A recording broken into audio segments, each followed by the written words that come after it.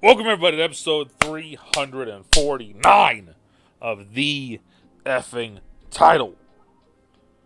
I'm Big Husky. And I'm DeNutte. We're back. We're back. We changed coming the off of sickness. That was probably part of the reason why I pushed it back, because I was like sick all week. Yeah. Yeah, literally my first week back at work, and cat got me sick, and oh no. I even had to call out Friday. I was like, I'm dying. I've been getting in my throat's been getting sore, and I'm wondering if it's because I've been drinking at night, and then I'm just like, because I'm a mouth sleeper, so yeah. So I'm just wondering if it's that, but like the first hour and a half of work is just miserable because I'm just like, the steam's probably is weird too.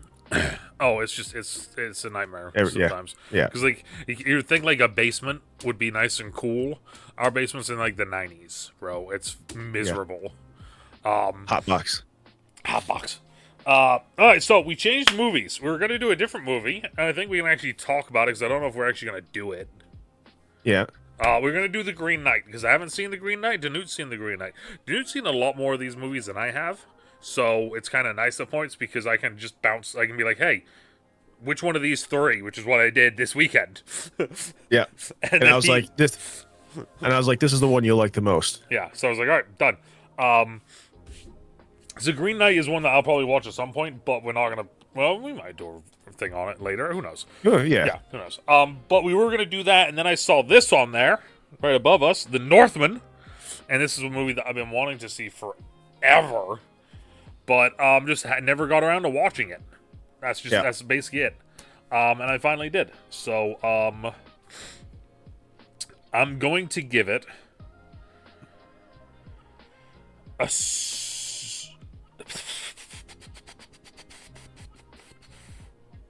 See, I'm between two numbers. That's the thing. Yeah.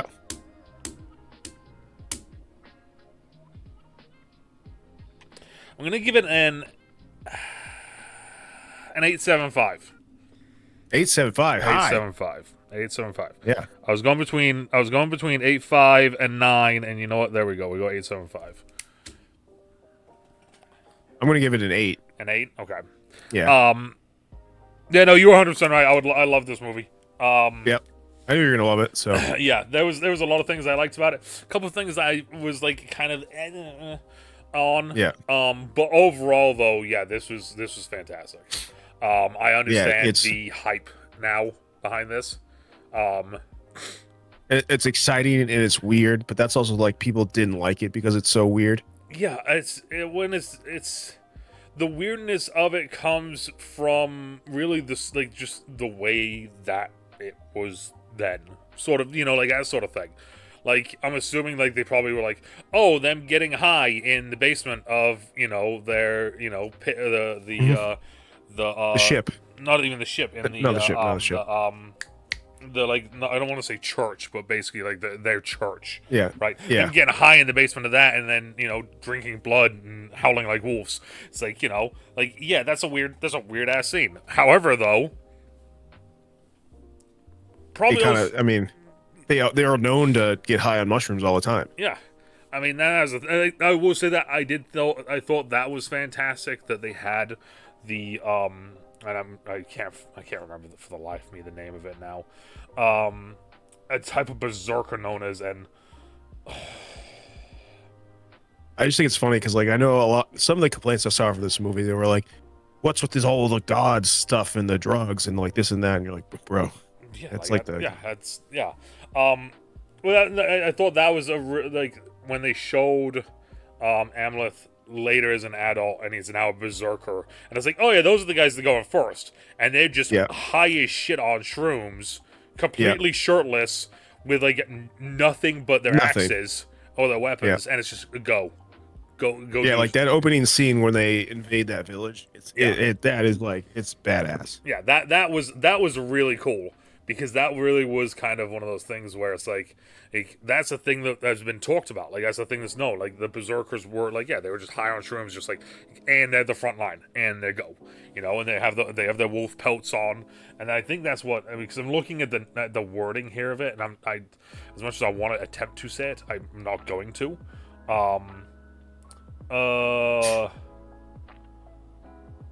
Berserker means shirt. Bear means, of course, bear, like that sort of thing. That's why it became the English translation for it. But like, yeah, like that was really cool.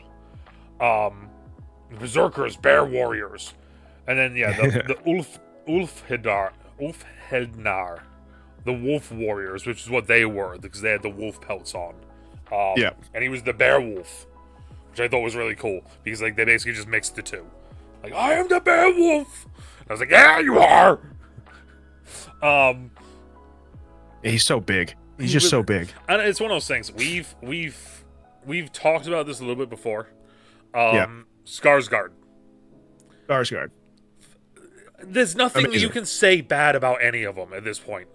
Like, No. anytime they're in anything, it feels like it's lights out. Like, you know, you're even getting a fantastic. Did you see the Tarzan movie? I think so, but I don't. So that movie wasn't that great, but he was great in it. Yeah. I mean, that's the thing is, like, I mean, and Alexander's done a lot of stuff. I mean, I think he's primarily known for that. What was the TV show that he did? True Blood. True Blood. Yeah. I first saw him in Generation Kill, which was a like it's an HBO show. Like it's like Band of Brothers HBO show. Okay. It's about like the invasion of Iraq in 2004. Oh. And okay. I've watched that show so many times because it's such a stark difference from like the Pacific and Band of Brothers, because it's like those. Have you ever seen those? I've seen bits and pieces of them. Right. I haven't seen like. Yeah. So it's like, you know, it's like it's a show about the greatest generation, like normal men doing like amazing feats, like Saving Private Ryan, right? Yeah. So it's like, you know, it's like these men overcoming things where it's like you have this like invasion of Iraq, where it's like these teenagers like making South Park jokes and like pumping the air and just being like degenerates. Yeah, just being dudes. And they're like just being dudes, and that's like it's such just a difference, and he's like the main character in Generation Kill. Okay, interesting. But he's Brad Eisman Colbert. like which he's a real guy. Like it's based off a book. Oh, okay, cool. It's based off a book that was written by a reporter that was with the unit, and the reporter's in the show. And so he's like the clean cut, like he's like the guy, he's like the glue of the unit, keeps it together. Okay. And like yeah, it's a really good watch. I was gonna say the other one, and it's kind of funny because like it's like, so like for me it's True Blood, right? Yeah. Known from True Blood, and then the other one after True Blood is Battleship. Yeah, so like that's kind of his character in similar character in Generation Kill. Okay. He was just in Murderbot, which was like a book series that just did really well on Apple TV. He's in a new movie Pillion, which I heard was really good. My buddy just watched it. He was in an episode of What We Do in the Shadows, and it was because there was like I saw the episode. There was like a vampire council, and so it had the normal group of What We Do in the Shadows. I don't know if you've ever seen the show or the movie. Is So that it has, the one? like, this Is that the core one group. with Matt Berry's in it? Yes, as Yeah. Laszlo. Yeah, This is how we talk in Tucson, Arizona. in Tucson, Anyways, Arizona. Yeah, so which I've seen that mural. They have a mural in Tucson. It's very funny. They go to this vampire council, and it's like them, and then it's like the True Blood vampires, where it has like a couple of the extra True Blood people. It has like the Twilight vampires. It has like other vampires. Oh, that really? it I'm has gonna like a have to find blade. this. Yeah, I'm gonna have so to find this because it's very funny. That sounds So hilarious. He's in it as like pretty much like his character from True Blood. Okay.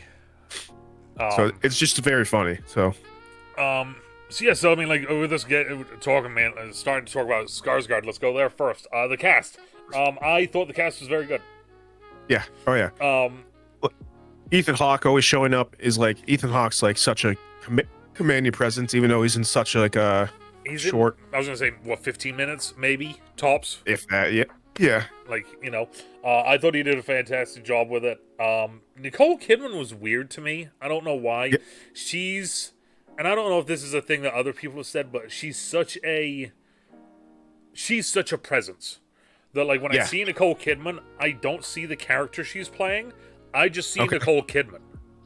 It's one of those weird ones, right? It's almost like ScarJo. When I see ScarJo, I just see ScarJo. I thought, especially when the twist happens, she was like perfect for that character. Yes, when the twist happens at the end, the way she presented that, there was also the part of it it's like she's just doing this to mess with him. Like, like it's been so long that she's kind of doing it to be like, no, leave. But then, like, as it kept going on, and then at the very end as well, when she kept with it, I was like, oh no, like this is real. This is legit. Willem Dafoe as like another side character that also is a presence. Fool. Yeah, I thought that was just comical because, like, you see his face 4 times and it's during a drug trip. Yeah. Yeah, you see him alive like once in passing. I thought it was funny that Hapthor was in it because immediately when I saw it, I was like, is that motherfucking Hapthor? Like Yep. that sort of thing. And immediately I like paused the movie to go look at the casting to make sure I was seeing it right. And I was like, oh, okay, yeah, it is. Shit. But like it makes sense that he was in it. Right? I'm looking at the main cast. He's not even showing up on that. That's how like short he's in it. Yeah. So actually, this is why we talked about it earlier. We have Fulner, the brotherless, the uncle. He was in that Jason Momoa movie, Wrecking Crew. Yeah, Clay's Bang. Oh, he was in that. Yeah, he was the bad. He was the bad guy. Oh shit. Yeah. And like and it's like he does not look the same. He's like this pale, long hair guy. And I think he's like tan in the movie. Yeah, short hair. I wouldn't have even recognized. He was in a movie called William Tell. Okay. And he plays William Tell. Yeah, totally would not have seen that. Didn't even cross my wow. Okay. Yeah. Oh, he's also in the new Assassin's Creed project from Netflix. I think it is. Okay. Just is to be announced in his main role. Oh. Interesting. Is this Netflix? Yes, Netflix. Which, by the way, I don't know if you've seen the casting for this, but it is wild. Like, it's like... Yeah, I have. Yeah. I think you even sent me a thing. That's why I did send you it. Look, I'm gonna be honest. I thought the movie wasn't as bad as everyone thought it was. I'm just gonna be straight up and say that. I don't. No, it just was weird. It wasn't what we wanted, but I didn't think it was terrible. Like, was it great? At the end of the day, that's like what the Assassin's Creed series is. It's always like, this isn't what we wanted. Yeah, exactly, right? Like, it's that thing of like, it's like, oh look, this is a thing, and then it's like, but they didn't do the thing we want. Oh, like, because like you liked that most recent one that came out that like went back to like a non-open world game, and everyone's like, this is trash, Mirage, which is like, yeah. So I don't know. Yeah, and then like you have the Odyssey, which like people hated. I thought it was fun. It definitely was not really an Assassin's Creed game, but like it is that is what it is. Well, that's the thing is like, those people that like, so the big like, oh, the RPG aspect killed Assassin's Creed, what Assassin's Creed was, and then they go, okay, then we give you old Assassin's Creed. This isn't what we wanted. It's like, then what do we want, bro? Like at this point, Yeah. But and then like I love Assassin's Creed 3. That's like my favorite one. Everyone's like, that's the worst one, and I'm like, which one was 3? Brotherhood? No, that was it was just 3. It was the Revolutionary War. Oh, so you know why I don't like that one?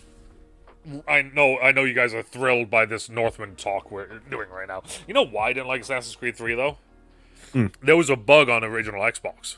On the original Xbox port of it, where you had to go and you had to sneak into the camp and steal the plans, and it was like within like the first like hour, maybe 2 hours of the game, and there was a bug where if you didn't do it in the right sequence, you could never steal it without being seen.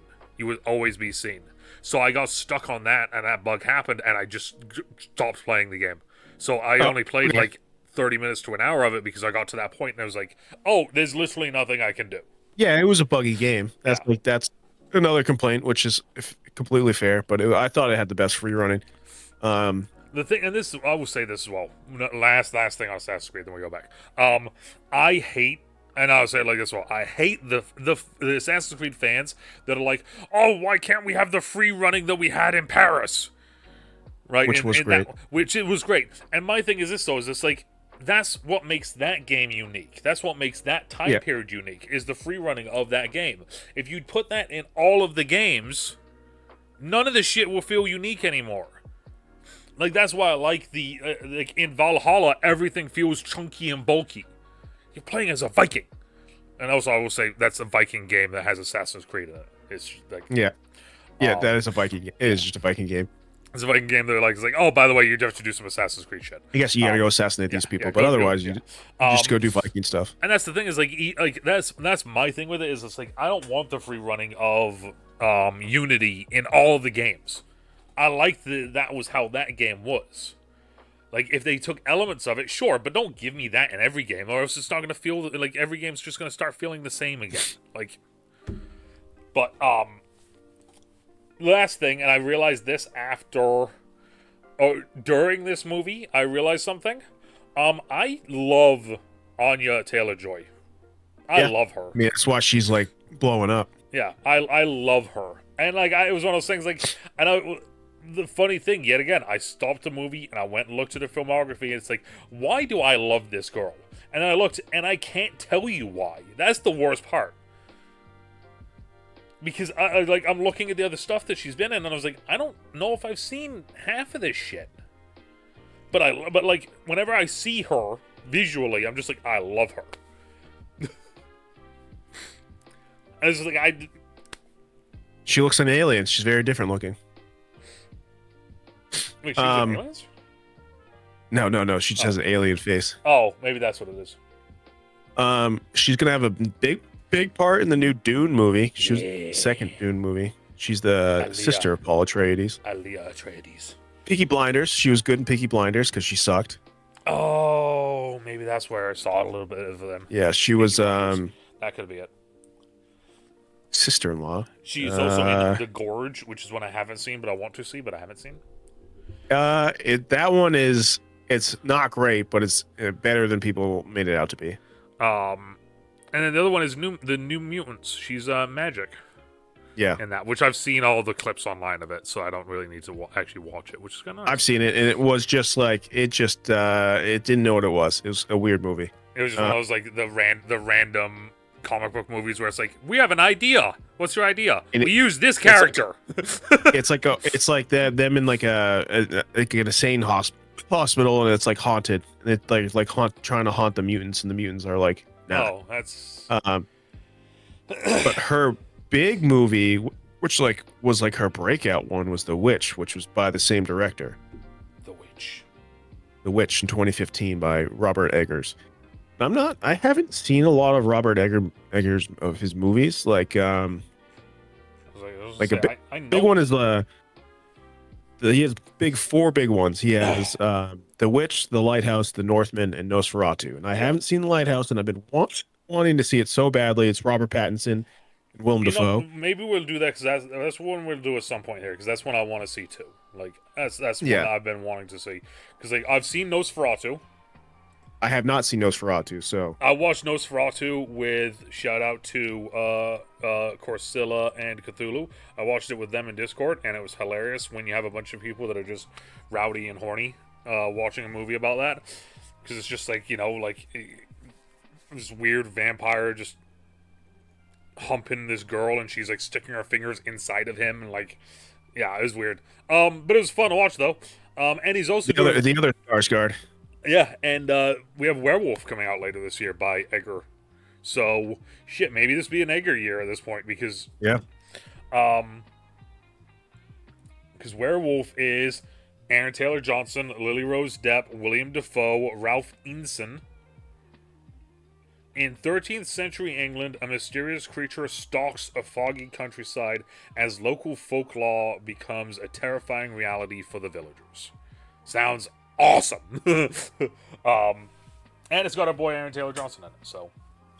And same writer as The Northman too. Oh wow, then yeah, this movie's gonna slap.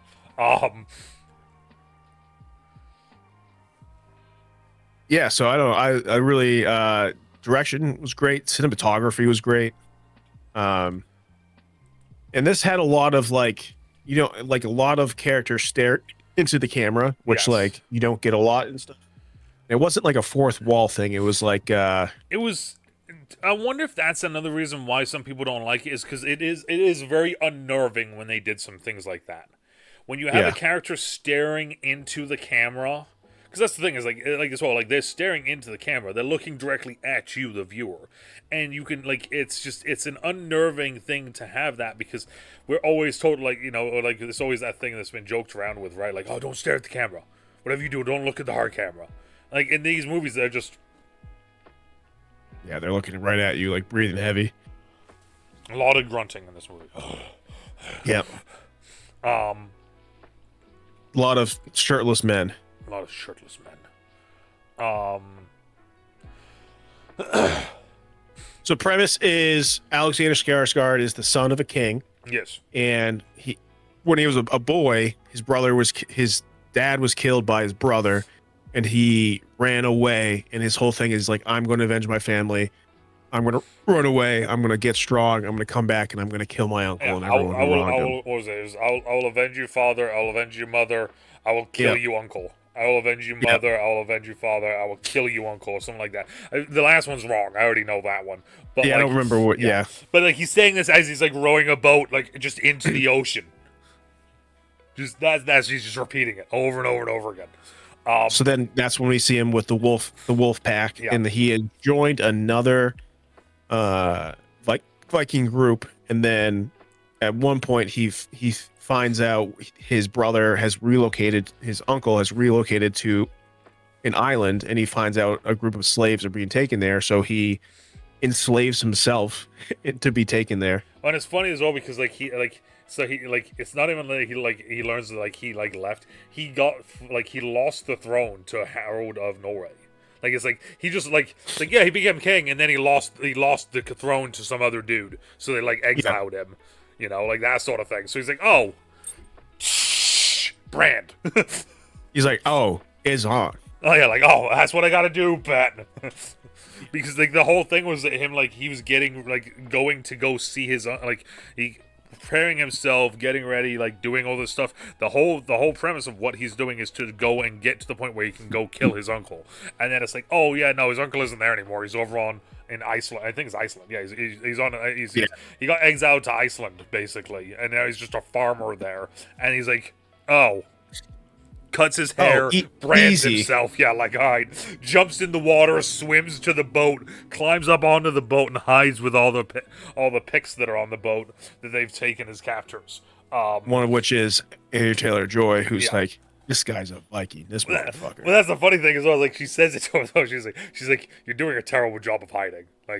You need to, like, I love that as well. Like, it's like you did a terrible job of hiding, and then the next scene is like the waves crashing into the ship, and him basically being like, "Baby girl, come here, I protect you," and then he smacks his head off the thing, and then she's protecting him.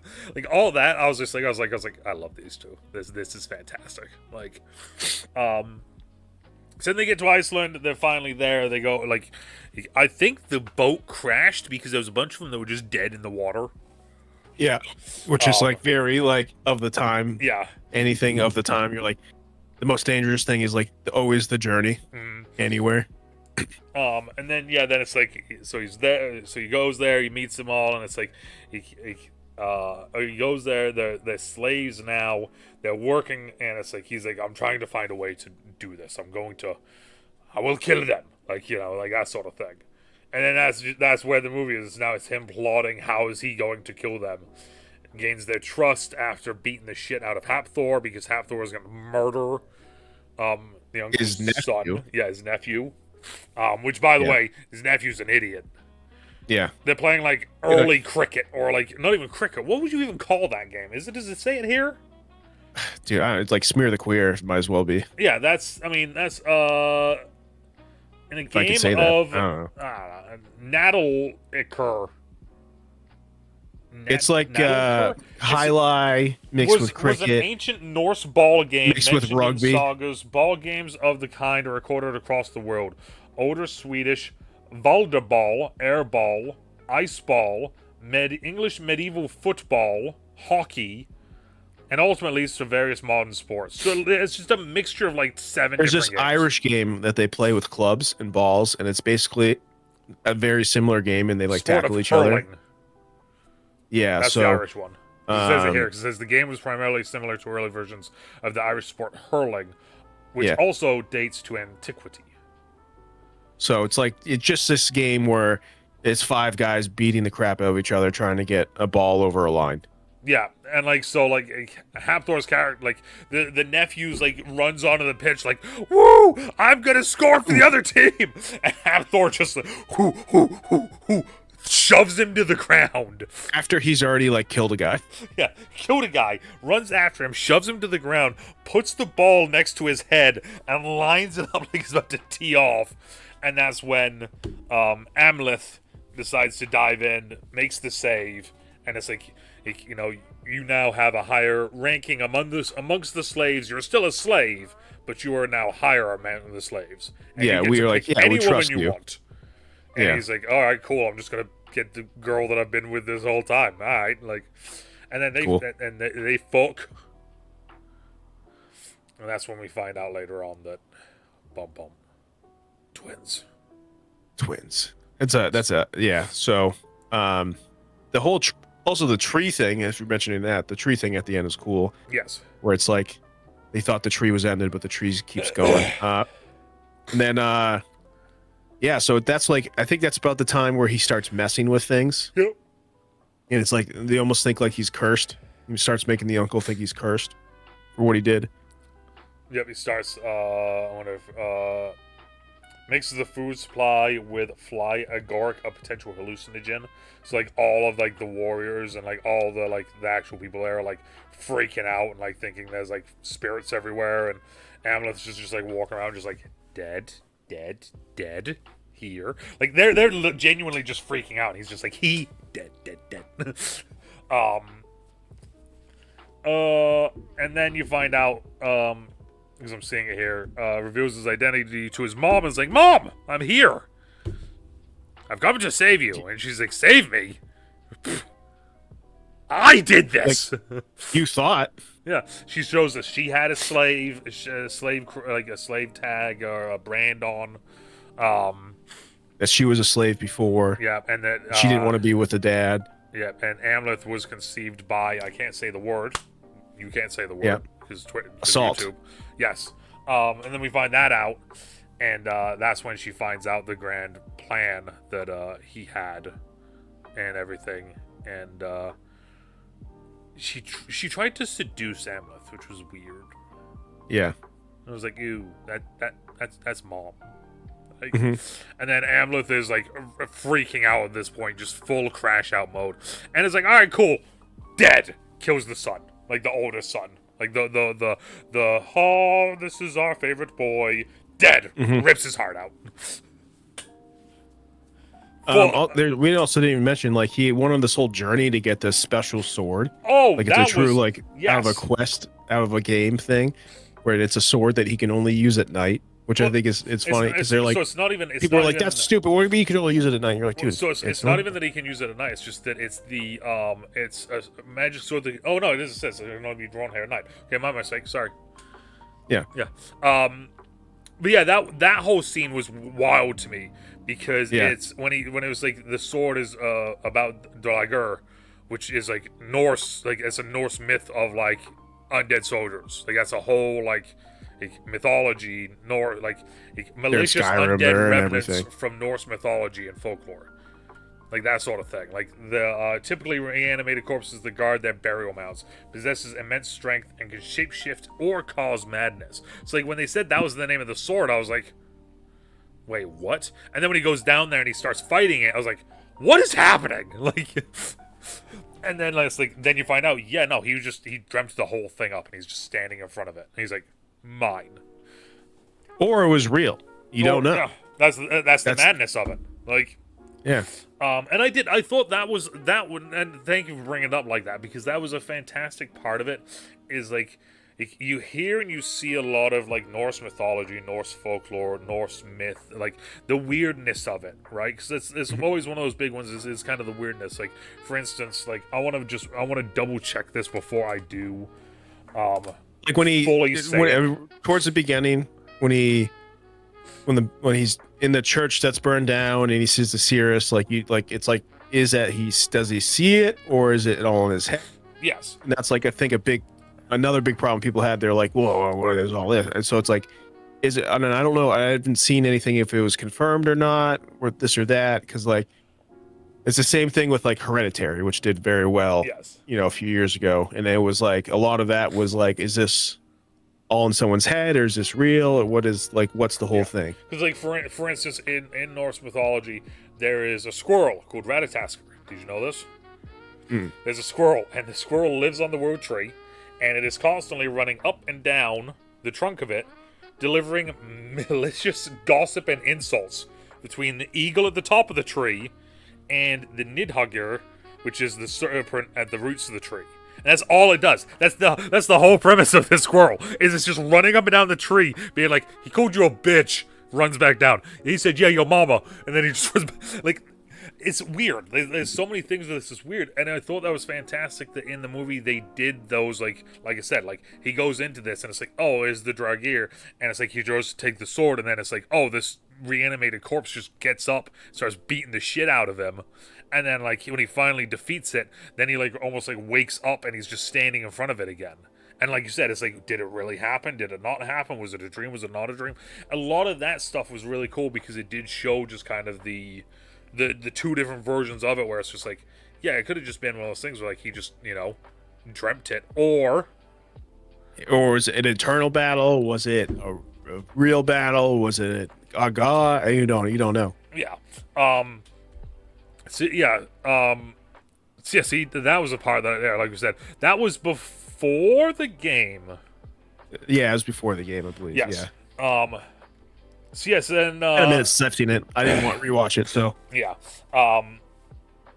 Yes. Then when they find out that he's, that he is, that he was the one that killed his son, he saves Olga, but he gets kidnapped, or he gets captured. And then I thought this was fantastic that like Amleth is released from his restraints by a flock of ravens sent by Odin. Which I was like, that was cool. In my books, that was cool because it's just kind of one of those things where it's like, and this is one of the other things I thought was interesting was when King Arvindil,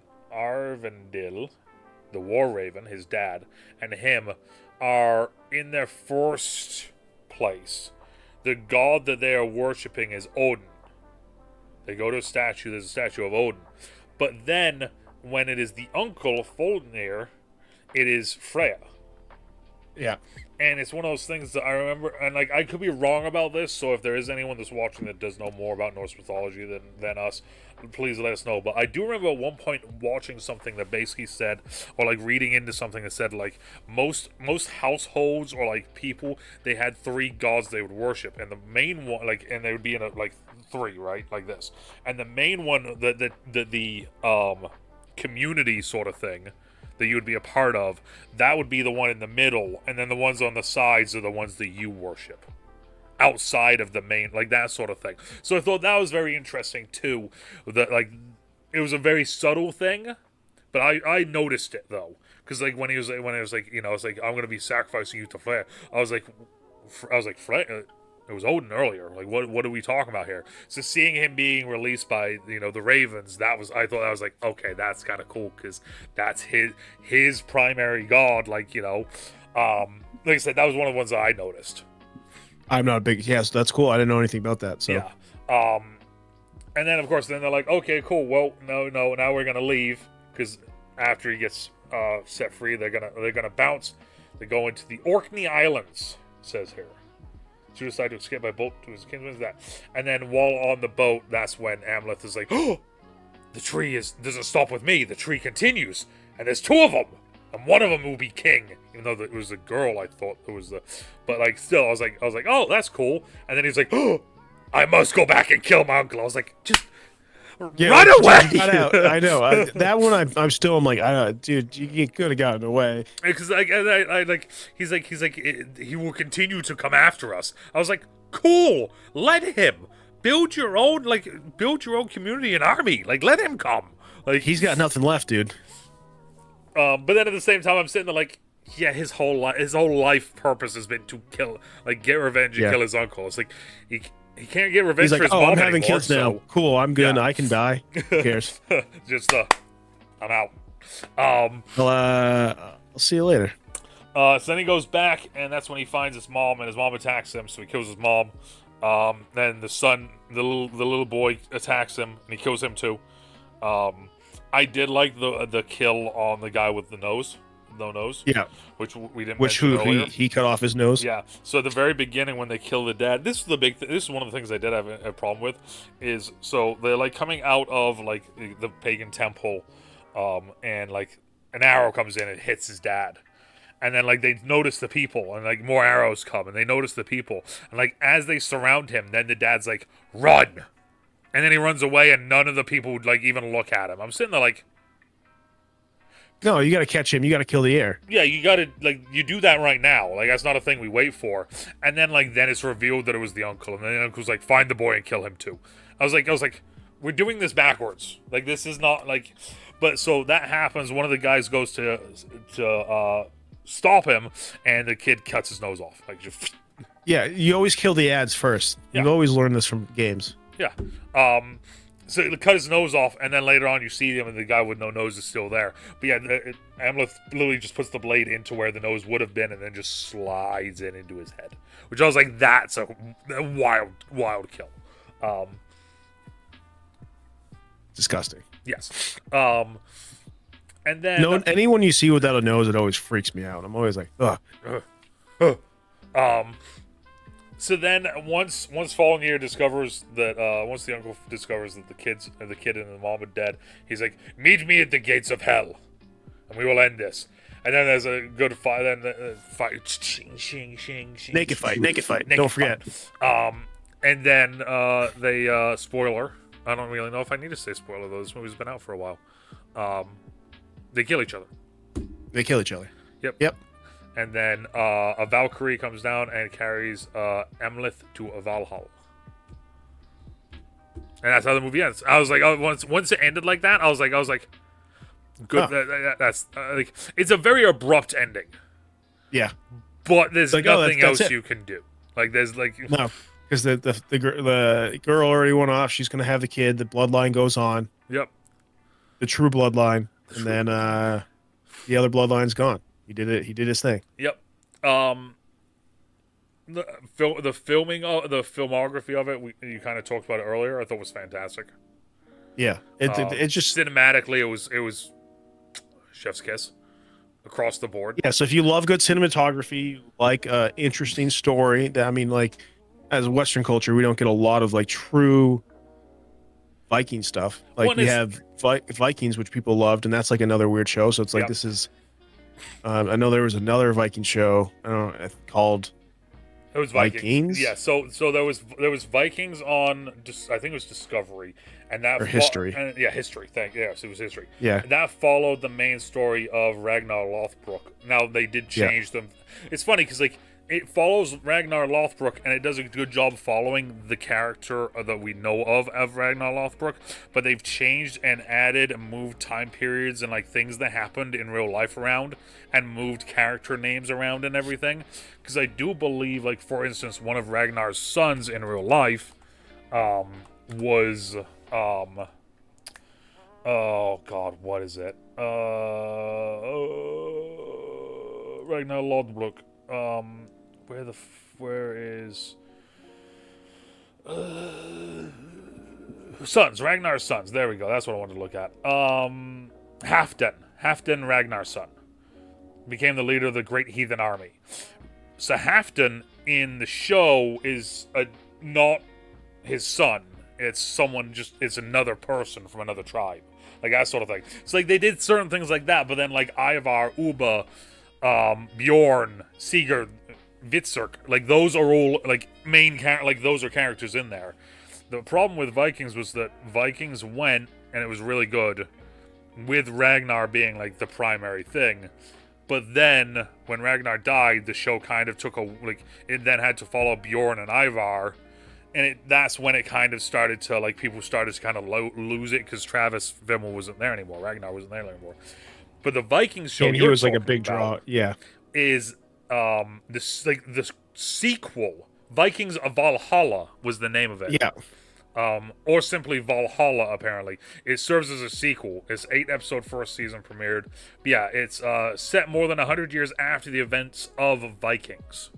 I didn't know it was a sequel. I just knew there was like, is it another? Yeah, so it was a sequel. So it was one of those things as well, because like it follows Leif Erikson is the main character in it. Oh, okay. Yeah. All right. So like that's the thing is like, so it was odd because like there's just you're kind of like watching it and you're just like, okay, this has like nothing to do with the original thing, but it's still Vikings, but it's not Vikings, but it's still Vikings. I tried watching it and I was just like, I kind of was just like, meh. Vikings lost me even before Ragnar died. So the thing for me that I liked about it was the fact that Travis Fimmel. I love the actor of Travis Fimmel. Love him to death. Whenever you see him in anything else, at one point during whatever you're gonna watch him in, Ragnar comes out. Yeah, the acting for Ragnar comes out, and I'm sitting there like, that's awesome, because that just goes to show you just how much he how much he went into that character. Because even that show, I think you liked it, the Raised Before Wolves. Yes. Yep. Which I thought was a big pile of dog shit, but he was great.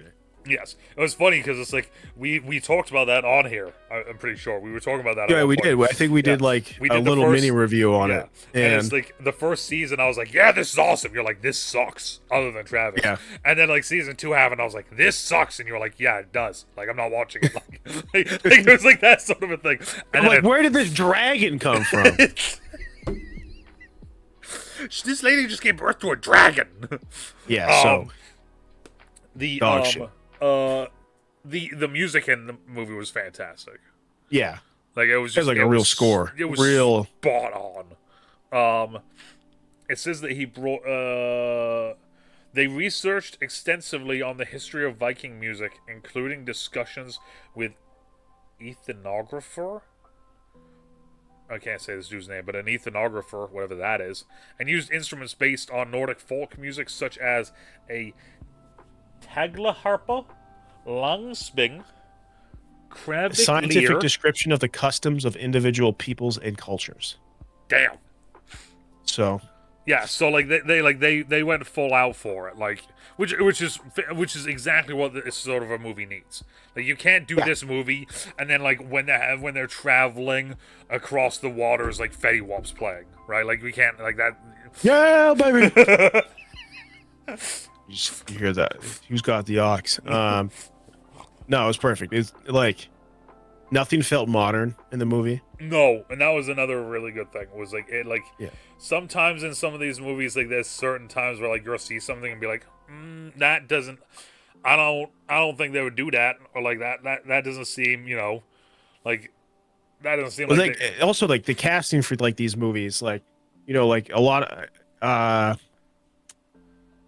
I was gonna say everyone in this picture has like a non-traditional face. I'd say Nicole Kidman has like a plastic surgery face, so that doesn't really fit. But the other 3 people have like this weird, timeless face. Yes, like almost like they're not of this era. Yeah, so like you get that with that's why you get like a lot of British actors and things. British people have like the British face. Well, it's funny because like I'm Cillian Murphy face. The Cillian Murphy face. It's funny because like I'm looking at stuff here as well. And it says, like, Robert Eggers became interested in making a Viking film following a 2016 trip to Iceland with his wife, Alexandria Shaker, who is a fan of Old Norse sagas. During the trip, Eggers met Bjork, who in turn introduced him to Sjorn. Yeah, I just met Bjork, he was in the movie, but yeah, I randomly met Bjork in Sweden. Yeah, like, what? So yeah, so like when that happens, like he's like, all right, cool, yeah, and then he reached out to Sjorn, and Sjorn is an Icelandic poet, novelist, lyricist, and screenwriter. That's the guy who did he's the screenwriter for it. He reached out to him, was like, yeah, The story of the Norseman is based primarily on the legend of Amleth, as written by Danish historian Saxo Grammaticus, known as the direct inspiration for William Shakespeare's Hamlet. Yes, Bjork is another one of those people that have such a unique face.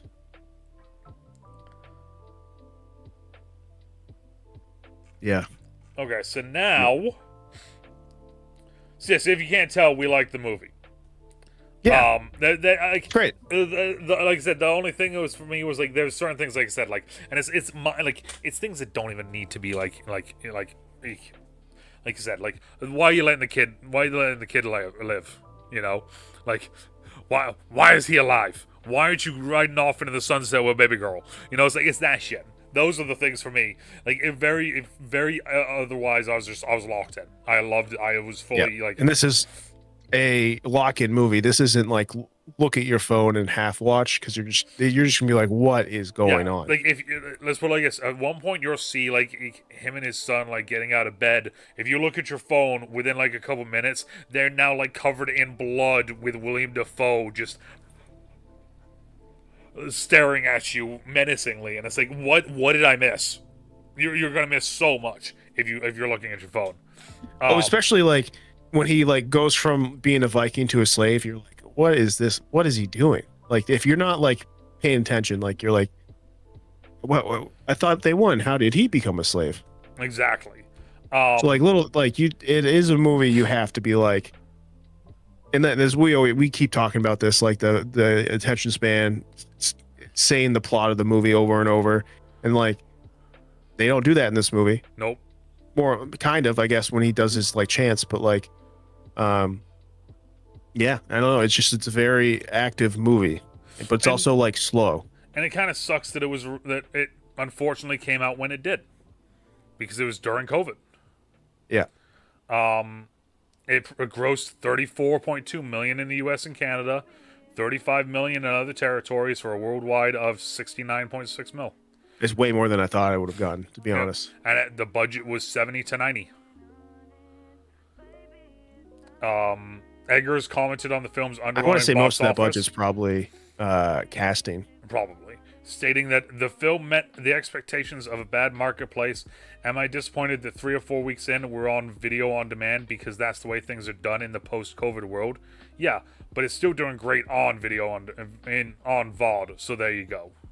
Well, yeah, you take it that like in a really like movies are doing better now, yes, but like it's slowly getting back. Like right now, I almost went and saw Project Hail Mary. Yes, I almost went and saw that today, and I didn't. Maybe I'll go see Thursday. But that is just like of it, like what's going on right now. You're not like, we keep talking about it, and like during COVID, like tail end of COVID, where people starting to go to movies again, but like to go see like a random Viking movie, like that did pretty well. Yeah, it's one of like you more than anything see the movies that make the big bucks are the movies that you would expect to, right? Like that sort of thing. Like Dune, no shit. Avatar, no shit. I would say most of the Marvel movies, but those aren't even doing that great right now. But like, for instance, look, Doomsday, Doom 3 and Doomsday, same day, coming out. Doomsday, Doomsday, baby. But yeah, that's so, a long day. That is a long day. I want to do it, but I don't think I have the mental capacity for 7 hours. Yeah. I don't think I have the capacity for it, or the wallet for it, to be honest with you. Because if we did, that'd be Smitty's, and I'd be eating for both movies. And drinking. Oh yeah, just me just passed out in the back. I couldn't honestly. I hate the chairs at Smitty's. Yeah, they're so uncomfortable. I couldn't sit there for 7 hours. No. Like we sat in our chairs and watched Rebel Moon extended cut together, and that was like 7 hours, and we were like, yeah. And I like my chair. Yeah. So, but so critically, very interesting from what I'm kind of seeing. There's a lot of critical response here, by the way. But 90% of people gave it a positive review. Its average rating is 7.7, which is understandable. I like the general audience review. You might be frustrated if you're expecting something straightforward, but viewers looking for an artsy and bloody Viking revenge story won't be disappointed by the Northman. I guess that's like a very basic like. It's not straightforward.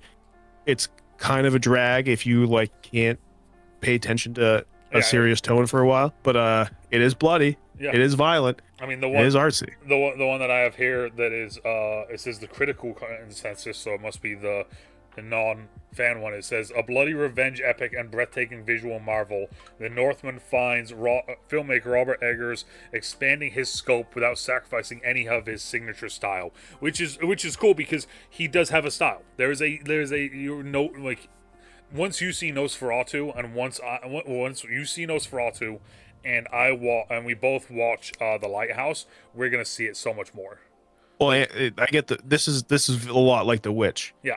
The Witch is like another. So you've seen two of his, and I've seen two of his. Yeah, and this is a lot like The Witch, where Witch is like a supernatural kind of. Cinematically, it's very similar, and it's like the whole thing is like it stars Anya Taylor-Joy, and she's being accused of being a witch, like it's the Salem witch trial thing. Oh, okay.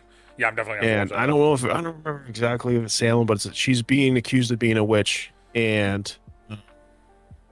It's basically you don't know the whole time if she is or if she isn't. Oh, okay. No spoilers. No spoilers. Thank you. Appreciate it. Metacritic, 82. Cinema Score, gave it a B. Because they have to be weird and A+ to F scale. Post-Trant gave it a 75. 56% of people say they would definitely recommend it. It's pretty low. Yeah, that's. I'm just trying to see if there's anything like any of the. It's not for everyone. That's what I'm trying to find. Is like I'm trying to find someone that says something negative about it. But I mean, right now, it's like called the film primal, sinewy, gnarly as F. If my girlfriend watched it, I think she would hate it. Would you hate it, Cat? She definitely would. Okay.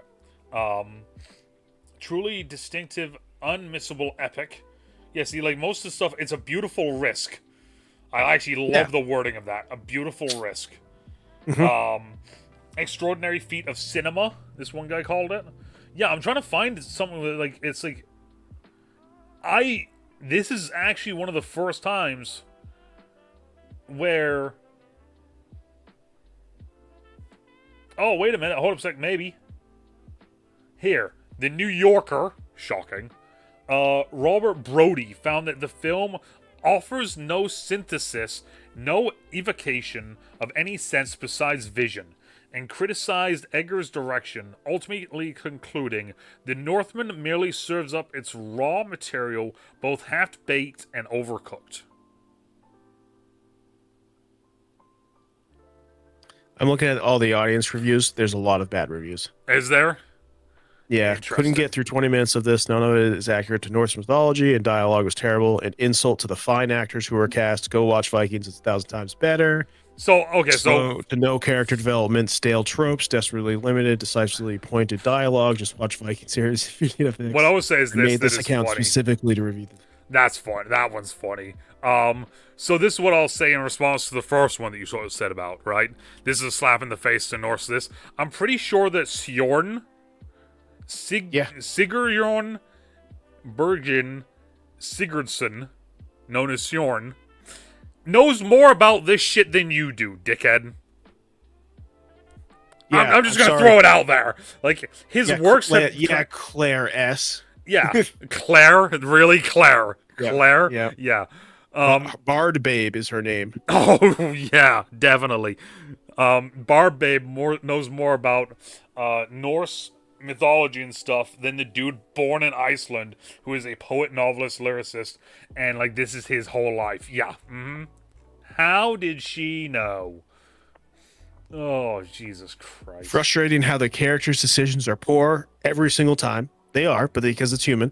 They wanted to do an intelligent movie ending up in an overcomplicated with way too much symbolisms, which we always talk about symbolism, but this movie was heavy symbolism. Like this was like nail on the head symbolism. that does not align with the plot. Critics must have been paid a good amount of money, which you're How like, does it I not don't align think to? that's How does it not align to the plot? The first 10 minutes of the movie sets the plot up. And the ending is yeah. literally him going, "No, I said I was gonna do this thing, so I'm gonna do it." Yeah, like these people are giving it like half a star. Oh, so it's one of the yeah. Fuck, get the hell out of here. Like, One of the worst movies I've ever seen. that's If you're looking to relive the worst parts of your high school drama club's Shakespeare mixed with Norse Greek and a bit of Grimm, this is the movie for you. Movie is slow, muddy, and for the most part uneventful. Terrible. it's Yeah. uneventful.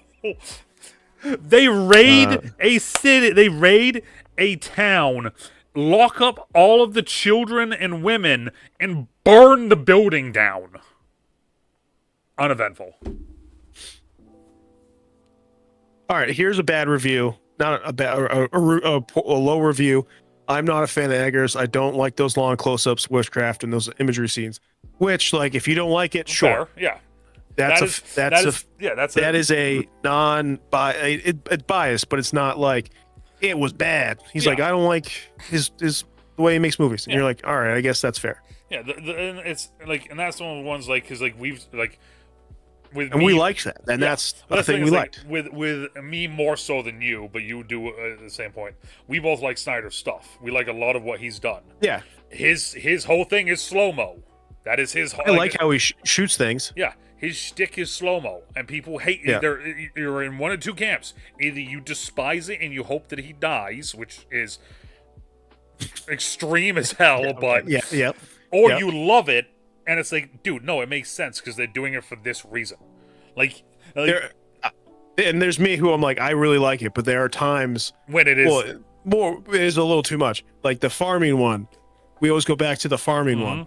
That was like, all right, Yeah, like but it was good. It Yeah. was good, but it was like, all right. yeah. Some of these is. Oh wait a minute, hold up a sec. These are all this is all in Rotten Tomatoes audience reviews. But they're like, House was less fond of the persistent slittings, maimings, and disembowelings. Violence is the foreground, is like flack concealing what lies behind. Perhaps it should have been even longer with less action. okay, that's That's a bold take. That is a bold all right, take. last one, half a star. This movie made me make a big stinky in my pants. These White as milk tea. sounds about right. Sounds like the guy that'd be like, "Ooh, this water's spicy." Yeah. It was listed number 7 on Collider's top 10 fantasy movies of the 2020s. Which now that I see that, I'm going to look this up because I want to see Where it's at now. what. Jingle Jangle: A Christmas Journey is number 15. I just want to throw that out there first off. That's the very first one I'm saying. Dream Scenario: Wonka is at 13. Wonka's good. Dungeons and Dragons: Honor Among Thieves is 11. I think that probably should be higher because that's like that movie's really good. Yes. It's number 8 right now, so it's dropped to spot. Okay. So Wicked is number 7. K-pop Demon Hunters Okay. is number 6. Okay. Guillermo del Toro's Pinocchio is number 5. I didn't see it. All of Us Strangers is number 4. All right. Puss in Boots: The Last Wish is number 3. That movie is actually supposed to be like fantastic. It is fantastic. It's fun. Okay, this is hilarious. Number 2 is The Green Knight. Okay, that's a weird list because that movie's like pretty universally not liked. And number 1 is The Boy and the Heron. Hell yeah. But yeah, so Boy and the Heron is also fantastic. it's funny. It's funny because I've been watching more and more anime, as we all know, because that's like all I watch other than when we do these. I still have yet to watch any of the Studio Ghibli stuff. Any of it? Oh no, that's like I started to watch one of them. Is there one where the dude has something inside of him and his arm like changes sizes and he can just like slap shit around? Princess Mononoke. Yeah, I started watching that, and then I stopped because I had to do something else. It's my favorite one. Yeah, I started watching that, and then I had to do something else, and I never finished it again. Yeah. Great. But then also, yeah. I've only watched, other than My Hero movies, I guess You haven't seen any anime. technically the Demon Slayer movie, not Infinity Castle, but the other one, The Train. But I watched it as this. No, I didn't watch the Train. movie. I watched it as the movie, and then I found out that there was the actual episodes because I watched the 10-part. Yeah, because I watched that afterwards, and I was like, I just watched this, and then something happened. You're like, it has like a couple extra things, but it is just the same thing. And then what was the other? There's I saw it in theaters. I thought it was great too. So, but you haven't seen any. Have you seen Akira?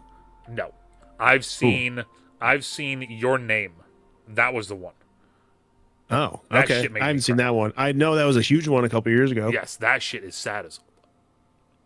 They are Big generally sad pretty, movie. They're generally pretty sad. I was gonna say, I mean, if you know me, it checks out that it's like, oh, what movie did you watch? A sad anime movie. Oh, okay. You watched the sad one. Yeah, I watched the sad one. And it's funny because a lot of the Ghibli movies are generally pretty sad, except for Princess Mononoke. But the rest are generally pretty like heart-wrenching. There's another one that I've been wanting to watch, and I'm gonna look for it right now. Silent Voice. That's the one that I want to watch. I haven't even heard that one. So it's basically about Silent Voice comes with quiet but powerful message about redemption, peppering with beautiful visuals and a wonderful soundtrack, which would be any reason for any anime will love to watch this. Yet it starts off harshly as elementary school Soya decides to overcome his boredom by picking on Shoko, the new deaf transfer student. He and the rest of the class bully her, but when the faculty gets involved, his classmates turn on him and single him out as her sole tormentor. He rips out her cochlears. Yeah. Or ear nades. One of those. Yeah. It's the ones that's the one that's actually put into the ear because she starts bleeding out of the ears. Yeah. Cochlear. Yeah. And then Nightmare. they become friends later on, and then at one point she's gonna jump out the window, and he saves her, and then he falls out the window. Let's put it like this: Sad Boy Husky was listening to Sad Boy Husky music, and one of them is an AMV for that movie, and I was like, oh, I want to see this now. That tracks. That tracks, right? But not Sad Boy Husky loved The Northman. This movie rocked. I don't care what the reviews say. This is no sad points in this movie. This is the second highest movie now that I've given a rating to. Okay. Well, that's the thing is I went 8.75. I was trying to figure out because Frankenstein I gave an 8.22, and I was like, it's better than that. Train Dreams I gave an 8.2. It's better than that. The Rip I gave an 8.2. This is obviously better than that. The Rip was just a weird the Rip was it was good, but it wasn't. And then it was that's why you saw me at the beginning like this, I was kind of pacing sort of thing with my hand because I was looking at the Iron Claw, and that I gave a 9.2, and I was like, is this movie better than the Iron Claw? And I was like, it's there. It's close, but it's not. The Iron Claw is better, and that's also another decisive one where people are like, this movie sucked. Yeah. So. But I'll say it. I don't know if I've said this on the podcast. I think I have. Is one battle after the other. That movie's piece of shit, and that movie just won a bunch of Oscars. So what do we know? What do I know? So, what do we know? We're just two big boys over here, just giving you just talking about what we talk about, running our mouths. But yeah, so The Northman. I'm trying to think here. I'm gonna give it a one-liner, and then I'll let you give it a one-liner. An out-of-place epic in a world full of slop. In a time of slop. There we go. That's what I'm getting. That's my one-liner for it. Looks maxing. Vikings. Love it. So next week, me and DeNutte make out. Hell yeah. Hell We yeah. will be. We will see each other this week, though. Yes. So maybe. We're going to PAX East together. Me and the boy are going to PAX East Yep. with Kat and a bunch of DeNutte friends. A couple years coming down. We've been talking about this for a long time. Yep. So we're gonna go down there. I'm gonna take as many pictures and videos and things as I can before my phone decides to die, because I have an Yep. iPhone 11. We'll bring a charger. Remember, chargers don't work on mine because the charging port's messed up, so I have to use the back port. Oh, you did mention that actually. Yeah. Now that I remember that. So Yeah. that's right. But we're gonna take as many pictures and stuff as we can. I'm gonna be posting them everywhere. We're gonna put them all over here.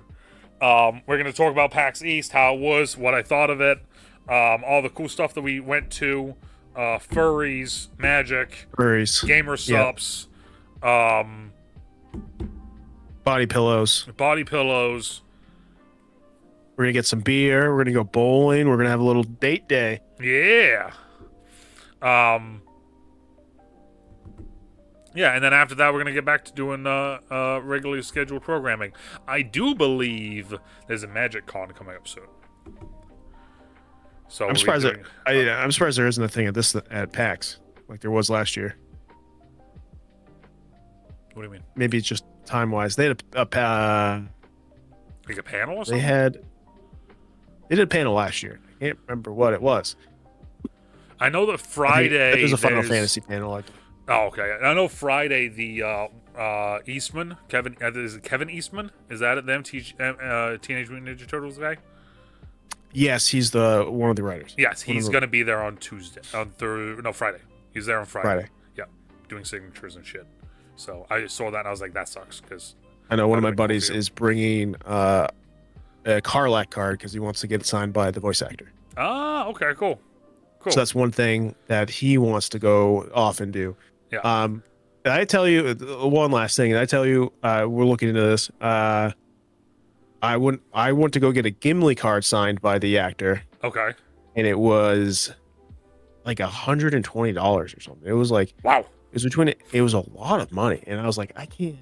I can't. As much as I want to do this, and it wasn't. Yeah, and it was like, I don't know. And I almost was like, I should have done it, but it was like, I don't know. At the time, I was like, dude, that's so much money. That's a lot. That's a lot for it. And it's like, it's my card. Yeah. It's not even like. And so I don't know. I do know that the voice actress for Symmetra is going to be there from Overwatch. So that's kind of cool. Okay. Because she's awesome. Yeah. Because she does Symmetra. She does Rampart from Apex Legends, and then there's another one. I just can't think of it right now. She's in a new game. I was just playing it. She's in it. Is she? Yeah, and I can't remember. Because we were like, oh, that's the voice. That's the voice. Yeah, because she does all of those voices. Symmetra. We were just playing it, and we were like, that's the voice. Anjali Himani. Visual guides. Let's see the visual guides. Black Ops 7. Were you playing Black Ops 7? She's in Black Ops 7. No. How about Avowed? Nope. Nope. Okay, how about Date Everything? Nope. How about Rapid Fire? Rapid Fire? I mean, I'm just scrolling. Overwatch 2. Yes. That's it. I mean, honestly, I'm not seeing. Okay. There was a voice actor. Maybe it wasn't her. There was a voice, Overwatch voice actor, female they were like, that's the voice from, and I can't remember. Maybe Sombra. It might have been Ash, actually. Oh, Ash is one. Yes, no, it's probably Ash's, because she's in a ton of stuff. And she just did do. No, yeah. Let me find her real quick, because she. Where is she? Because she just did do something. Jennifer Hale is her name. She's gonna be in Knights of the Old Republic redo. Did she not? I swear to God, she just did a new game. Why is this not shown? Anyway. Northman. We'll see you next week. Yeah, we'll see you next week. Thank you for stopping by and hanging out today. We appreciate it as always. And depending on where you are, morning, afternoon, even night, stay safe. And we. Ow! We'll talk to you later. Bye. Bye.